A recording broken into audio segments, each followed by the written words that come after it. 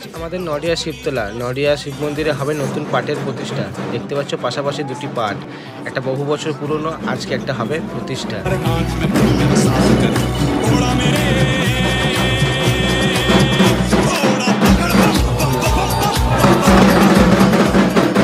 Hey guys, শুভ সকাল। নতুন একটা সকালে তোমাদেরকে জানাই আবার স্বাগত। আমার নতুন ব্লগেও তোমাদেরকে জানাই আবার স্বাগত। গাজনে একটা ব্লগ নিয়ে এসেছি। এখন গাজন শুরু হয়নি, কিন্তু গাজনের একটা ব্লগ। মানে ব্যাপারটা হচ্ছে যে আমাদের যে পুরোনো পাটটা ছিল আবার নতুন করে একটা পাট মানে বানেশ্বর, এখন একটা পুজো হবে জাস্ট। আর এখানে সব পুজো রেডি হয়ে গেছে। আমাকে হলুদ মাখিয়ে দিয়েছে, পাটে তো এগুলো হলুদ মাখানো রয়েছে। ভক্তগুলো সব হলুদ মেখেছে, তার সাথে আমাকেও মাখিয়ে দিয়েছে। বানেশ্বর, এর নামই বানেশ্বর। ওইদিকে চান করছে, দেখে আসে এইসব ভক্তরা স্নান করছে হলুদ মেখে। হলুদ তেল মাখানো হলো, এখনো পুজো বাকি আছে। এইমাত্র সব ভক্তরা নতুন পাটে হলুদ তেল মাখিয়ে নিজেরা মেখে স্নান করছে। ভক্তগুলো আমাকে জিনিসগুলো রাখতে দিচ্ছে। কি আছে এখানে? টাকা, এখানে ফোন, এখানে বাটি, সব আমাকে রাখতে দিয়েছে। আর শুধুমাত্র পুজো না, গাজনে যেভাবে নিয়ম হয় সেইভাবেই হবে। এখন দেখতে পাচ্ছ গাজনে যারা ভক্তা কামায় সেইভাবেই গাজনে ভক্তা কামিয়েছে। এখন স্নান করছে হলুদ তেল মেখে, এবার যাবে মন্দিরে, মন্দিরে গিয়ে হবে পুজো। মানে সরাসরি ভক্তদের নিয়মবিধি সেই রকমই রয়েছে যেভাবে গাজনের ভক্তা কামায়। এখন তোমরা যেমনটা দেখতে পাচ্ছ গাজনের সময় তেমনটা দেখতে পাবে। ভক্তরা সব স্নান করে ঘাটে এইভাবে ধুতি শুকায়, দুজন মিলে ধরে বেশ কায়দা করে এমনভাবে মিলে ধুতি গামছা শুকায়। এখন দিনে দেখছো, গাজনের সময় তোমরা রাত্রেও দেখতে পাবে। এখানে সব ভক্তরা হলুদ মেখেছিল, হলুদ মেখে স্নান করলো, স্নান করে এখন গামছা ধুতি পরে এখন যাবে মন্দিরে, মন্দিরে পুজো হবে। চলো দেখাবো তোমাদেরকে কি হচ্ছে না হচ্ছে, সবটাই তোমাদের কাছে শেয়ার করবো। এইমাত্র চলে এসেছি মন্দিরে। এটা হচ্ছে আমাদের নডিয়া শিবতলা মানে নডিয়া শিব মন্দির। এখানে এসে এবারে কি হচ্ছে সবটাই তোমাদের কাছে শেয়ার করি। এখানে দেখতে পাচ্ছ ঢাক, মানে যারা ঢাক বাজাবে তারা আগের থেকেই বসে আছে। আর ঢাকের তালেই তো মেতে ওঠে আমাদের পুরো গাজনটা, সারা রাতটা ওইভাবে মেতে থাকে ঢাকের তালে। আর এই যে এখন তোমরা দেখতে পাচ্ছ এটা হচ্ছে নতুন পাট, যেটা আমাদের এই বছর মানে এখন প্রতিষ্ঠা হবে। পুজো হয়ে এটাকে জাগানো হবে, আর তারপর থেকে শুরু হবে বছর বছর নতুন পাটের পুজো। এখন মালা পরানো হবে এই নতুন পাটকে। বাবার পুজোয় কাজে লাগা আকন্দ ফুলের মালা একে একে ভক্তরা সব এসে এই পাটে সবাই দেবে। যেমনটা তোমরা এখানে দেখতে পাচ্ছ, ভক্তরা সব একে একে আসছে, এই পাটে মালা দান করছে এবং প্রণাম করে যাচ্ছে।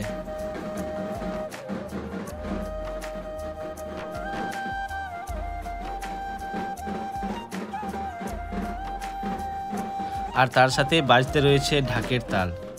ঢাকের তাল এমন থাকে যেটা শুনলেই বোঝা যায় যে গাজনের একটা আবহাওয়া মিশে রয়েছে বাতাসে। সত্যিই তাই, এই ঢাকের তাল এমনই থাকে। এদিকে ধুনোর গন্ধে পুজো মেতে উঠলো, মন্ত্র বলা শুরু করলো ব্রাহ্মণ।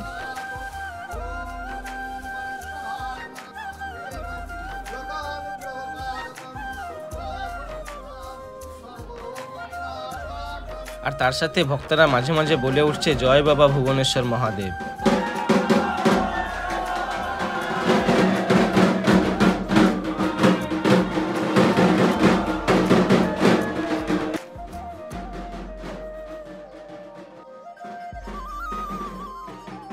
পুজো চলাকালীন বাবার পাটে সর্ষের তেল আর সিঁদুর দিয়ে রাঙানো হবে। তো দেখতে পাচ্ছ তোমরা এইখানে সিঁদুর আর সর্ষের তেল দিয়ে রাঙানো হচ্ছে। আর এই পাটে রাঙানো সিঁদুর আর তেল থাকবে সবার কপালে তিলক নিয়ে। পুজোর সাথে মহাযজ্ঞও হবে, যেখানে যজ্ঞ সরঞ্জাম এখানে সব রয়েছে, যেখানে মহাযজ্ঞ আর কিছুক্ষণের মধ্যে শুরু হবে।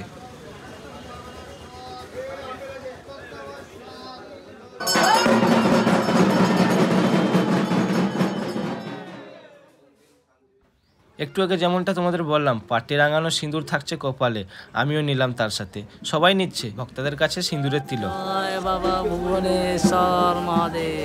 আচ্ছা, এবার এসো গাজনের রাতে যে বান ফোড়ানো হয় ভক্তদের শরীরে, সেই বানের চিহ্ন রয়েছে, একটু দেখায় এসো। পিঠে যে কটা চিহ্ন দেখতে পাচ্ছ এগুলো হচ্ছে চরক বানের চিহ্ন। এই বান কিভাবে ফোড়ানো হয় তোমরা চরকের দিনে আর গাজনের রাতে বুঝতে পারবে। দেখতে পাচ্ছ গোটা পিঠে রয়েছে দাগ, বানের চিহ্ন।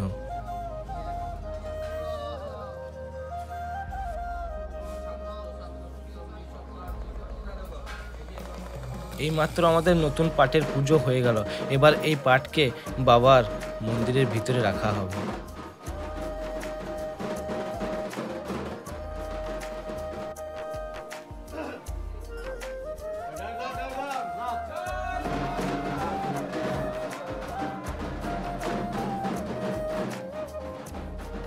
এবার এসো ভুবনেশ্বর বাবার মন্দিরের ভিতরে এসে দুই পাট তোমাদের দেখায়। উপরে রয়েছে বহু পুরাতন পাট, নিচে রয়েছে নতুন প্রতিষ্ঠা পাট। এই পাট এই মাত্র পুজো হয়ে প্রতিষ্ঠা হলো, দুই পাট পাশাপাশি রয়েছে। আর তোমরা এই ভিডিওর মাধ্যমে দেখতে পাচ্ছ এই দৃশ্য। আর মন্দিরের ঠিক এখানে রয়েছে বাবার স্থান, বাবা ভুবনেশ্বরের স্থান। আর বাবার পুজো প্রতিদিনই হয়।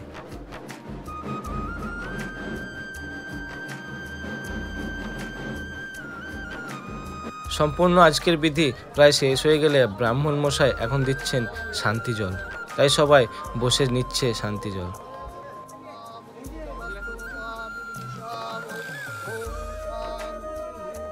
শান্তি জল দেওয়া শেষ হলে এখন হোমযজ্ঞে তিলক দেওয়া হচ্ছে, আর সব ভক্তরা এসে নিয়ে যাচ্ছে। আর এই তিলক শুধু ভক্তদের জন্য না, সবার জন্য, আমিও নিলাম।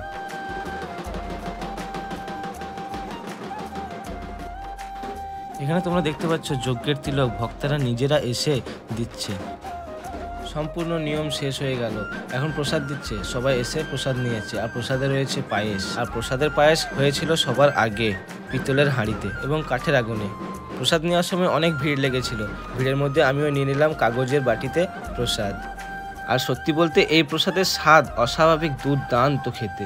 এই প্রসাদের বাটি তাড়াতাড়ি শেষ করে আমি এলাম ভক্তদের কাছে। এই ভক্তগুলো হচ্ছে আমারই বন্ধু, ওরা আবার প্রসাদ দিচ্ছিল, আমি ওদের কাছে আবার প্রসাদ নিলাম, ওদের কাছে নিয়ে আবার আলাদা করে ভাগ হলো। এই দুইজন মিলে আমরা প্রসাদ খেয়ে ব্লগটা করছি এখন শেষ।